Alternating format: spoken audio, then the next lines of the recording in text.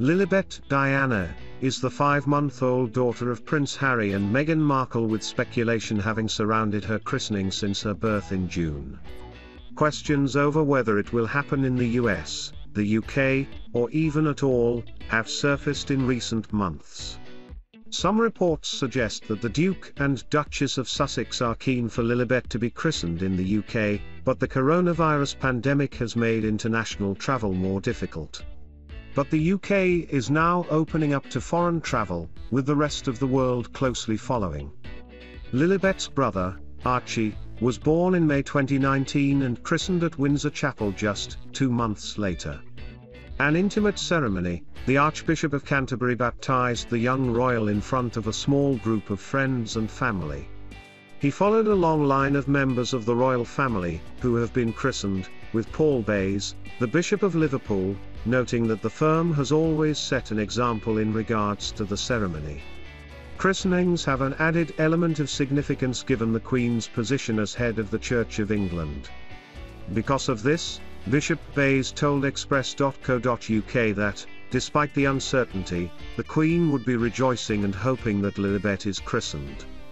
When asked if he believed it would be important for the monarch to be present during Lilibet's christening, he said, "For me, as a Christian, the main thing is the act of the christening itself.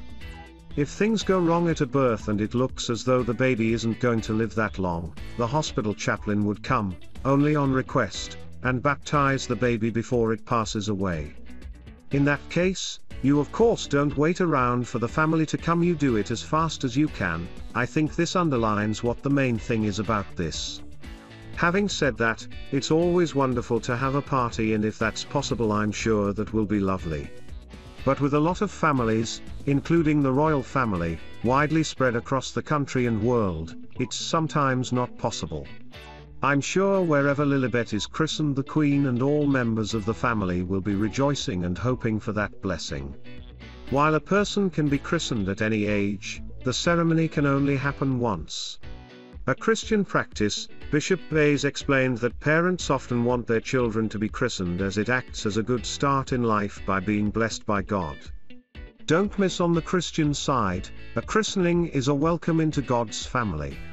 Bishop Bayes said, "It gives an opportunity for families to feel that they're asking God's protection and blessing for their child.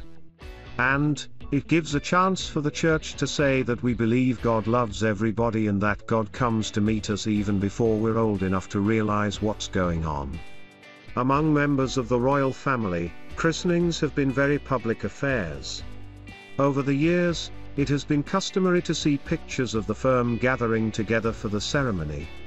Since 1841, the baptism of Queen Victoria's daughter Princess Victoria, royal babies have all worn the same trailing royal christening gown designed by Janet Sutherland, or at least a replica of it.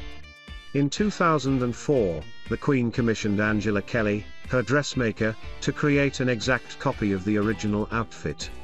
This was then worn by James, Viscount Severn, at his christening in 2008.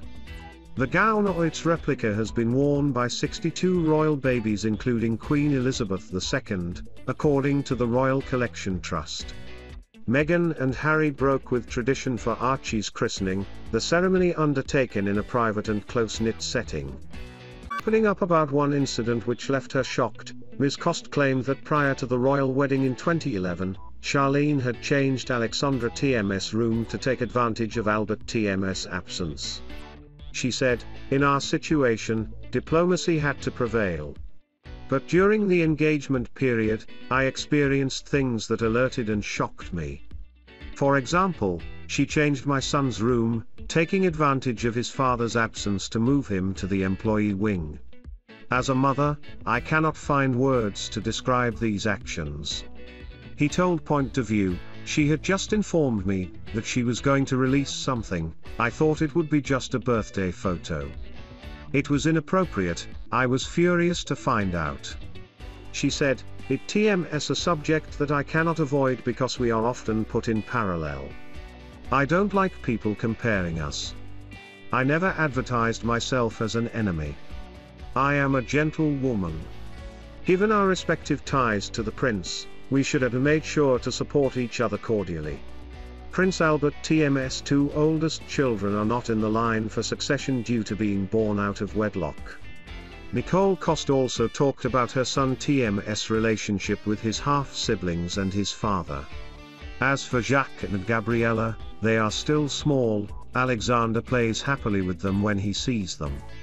She said he gets on well with his father, they get along very well and are very close friends.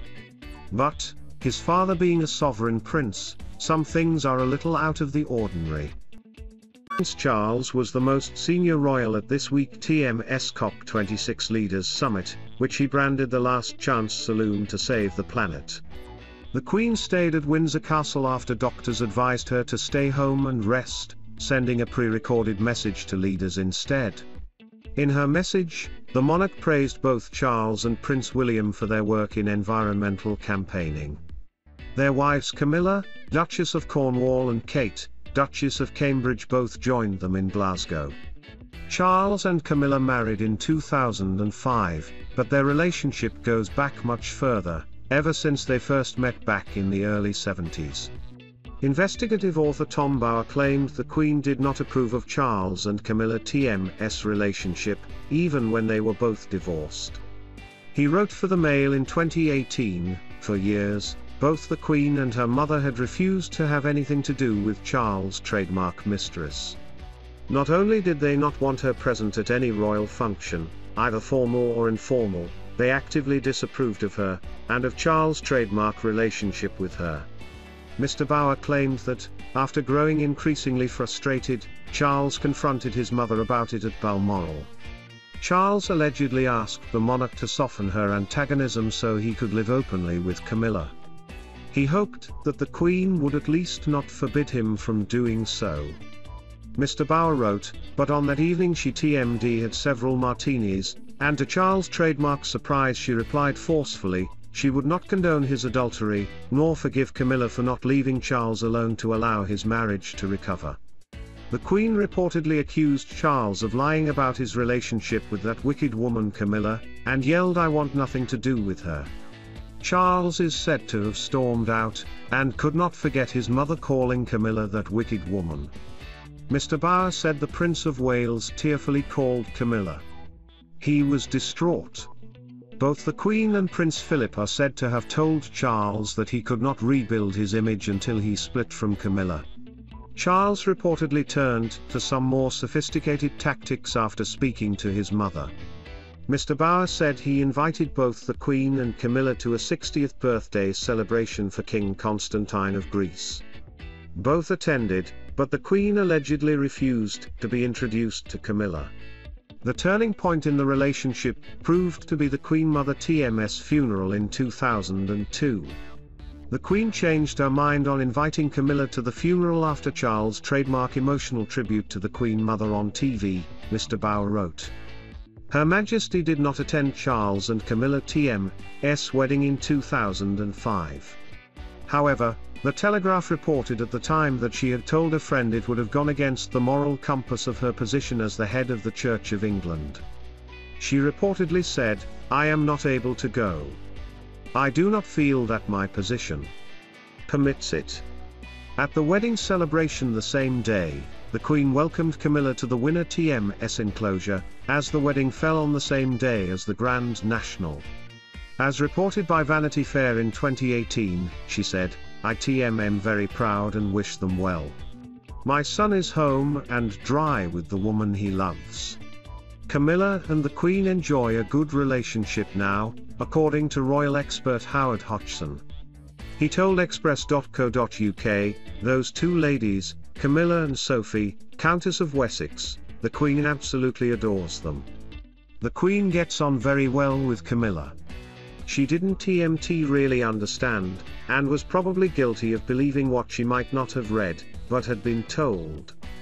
Mr. Hodgson said Camilla and Kate are helping to paint an incredibly strong picture of the royal family, and are enhancing its reputation.